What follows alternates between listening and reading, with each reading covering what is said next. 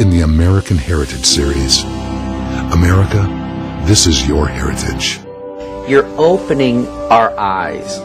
You're giving us a glimpse of the foundation of really what we are built upon, to a foundational principle of what we are, and it's putting a vision inside of us that we'll see that again. And that's such a good point, because if we were to start doing now what we did for hundreds of years in America, we'd be considered radical. Right. If we started having another church service in the Capitol, why, that's unconstitutional. Wait a minute, Thomas Jefferson's the one who starts this back at the beginning, and Madison and all these guys that we call constitutional experts.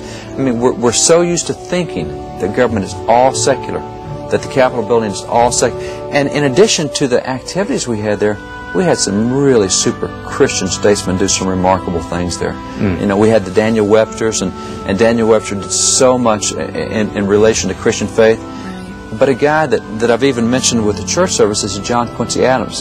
But nobody looks at his Christian convictions as a statesman inside that Capitol. Yeah. But when he was elected to the U.S. House of Representatives, he went into the House as an anti-slavery guy. He hated slavery. He wanted it to end. His nickname became the Hellhound of Abolition.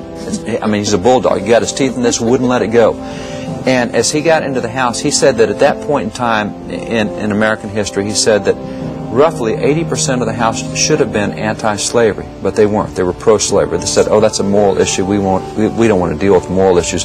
Oh, that's controversial. Oh, that'll create a ruckus back in my constituent. Same kind of stuff we hear today. Yeah. Sure. Well, he walks in with a lot of courage and conviction, said slavery is wrong, and I'm going to stop it. Well, he came in on Monday, and Monday in the House of Representatives, the First Amendment of the Constitution says that the citizens have a right to petition their government for redress of grievances. And on Mondays was petition day in the House. So, Matt, Laura, if you guys said, we want a bill passed on a certain issue, you could take a napkin from a restaurant, write out what you want, and give it to your congressman. On Monday, he would submit it to Congress, because that's a petition from the people. So he would submit it to Congress. They would look at that. They would assign it to the committee to see if they should do something with it. Well, he walked in one Monday morning with stacks of anti-slavery petitions. Well, it's a pro-slavery House, and they're not real interested in having all these hearings on anti-slavery.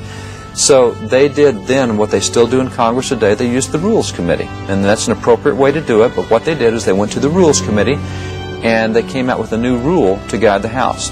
And the new rule said Monday is still petition day in the House, and on Monday you can introduce any petition you want to, just so long as it's not an anti-slavery petition. Oh my goodness. Oh, they called it the John Quincy Adams gag order, designed to shut him up. We're going to stop this dissenting voice. He came in the next week with another stack of petitions. They went through the roof. This went for years. They tried censure, they tried reprimand, they tried expulsion. They couldn't shut the guy up. Nobody liked him. And talk about a lonely guy in Congress. He eats lunch by himself. Nobody wants to be around him. But he's got these principles. He's not going to change at all. And what happened was, after years of this, there was an interview with them, and they said, you know, you've been doing this for years. You're not making progress. You're not winning. Nothing's happening here. Why do you do it? I mean, don't you get frustrated or depressed? And he said, no. And they said, why? Here's his answer. He said, I do this because duty is ours. Results are God's. Oh, my He said, goodness. I don't do this because of how it turns out. I do it because it's the right thing to do. In the 14th year of doing that, he finally converted enough members of the House to his position. They rescinded the gag order. The House became anti-slavery. They came up with a three-step plan to end slavery, a constitutional amendment that would have ended slavery back in 1843. We would have avoided 600,000 lives being lost. We just didn't have it going in the Senate. But here's a guy who would not quit. He hung in there. He wasn't bitter. He wasn't mean. He just principle-driven. Christian principles drove this guy, and you read his diary, it is unbelievable. John Quincy Adams was not only an outspoken Christian, he was also an avid student of the Bible. He made it his practice to read through the Bible once every year. It is not surprising, then, that John Quincy Adams wanted his children to grow up knowing the Bible and how to study it. The difficulty with this desire was that during the time that his first son, George Washington Adams, was growing up, John Quincy Adams was overseas serving as a diplomat. Therefore, John Quincy Adams wrote 9 lengthy letters instructing his son how to get the most from a study of God's Word. Those letters were published in this small book, Letters of John Quincy Adams to his son on the Bible and its teachings. Today, we rarely think of a president as the author of a book on how to study the Bible, but John Quincy Adams was. The circumstances surrounding the death of John Quincy Adams are of particular interest, for death in those days was viewed differently than it is today. Since the Scriptures taught in Hebrews 2:15 that one proof of a relationship with Christ was a freedom from the fear of death, observers were interested in how an individual reacted when he faced death. As one political historian in 1854 explained, it is customary, even among Christian people, to hold final judgment of a man's Christian character till it is seen how he makes his death. The manner of a man's death often works a change, sometimes a revolution, in public opinion respecting the nature of his life. What then did observers see when John Quincy Adams faced death?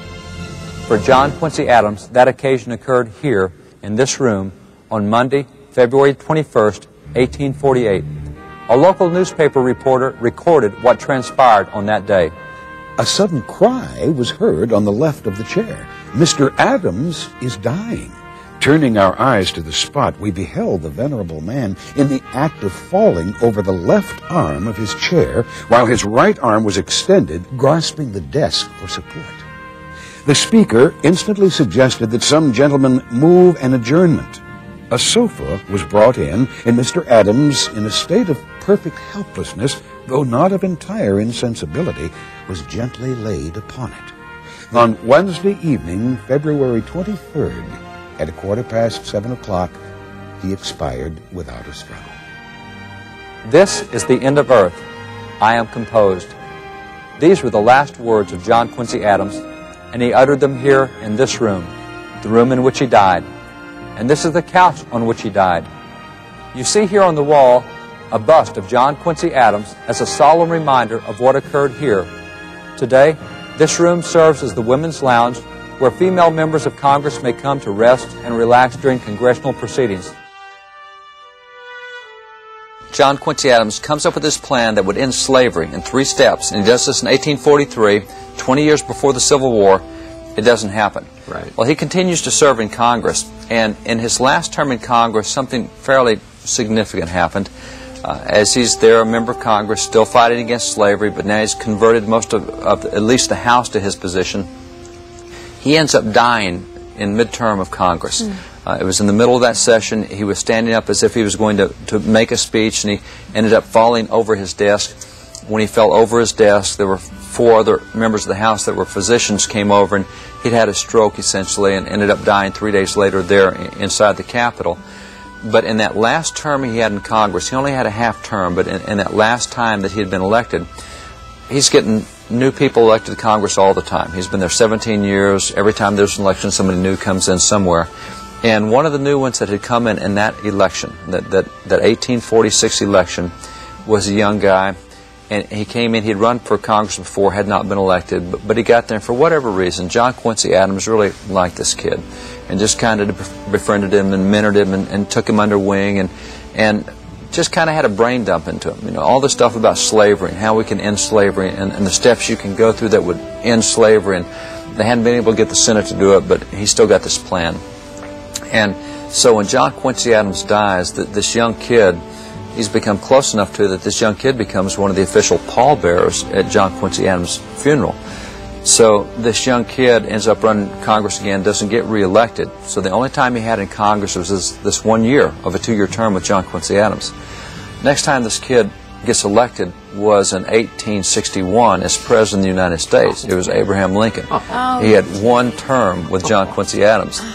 And guess what he put into place when he became president? Wow. Same little plan to end slavery. Went through so many of the same things that John Quincy Adams had told him about. So here you've got one generation planning in the next generation, and that's really one of the neat features that even as Christians we need to do. The Pilgrims were great on this. They had a stepping stone mentality because in the Mayflower Compact they said that they came for the propagation of the Christian faith. They're going to get everybody in America converted to Christ.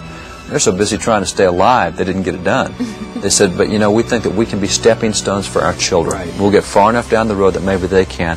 And it's kind of that way with John Quincy Adams. Great Christian statesman in the Capitol. Remarkable story. But that little bit of time that he had with a young kid named Abraham Lincoln that 15, 20 years later develops into something that finally did put the nail in the coffin of slavery. Something John Quincy Adams would have loved to have seen, but nonetheless, it got done.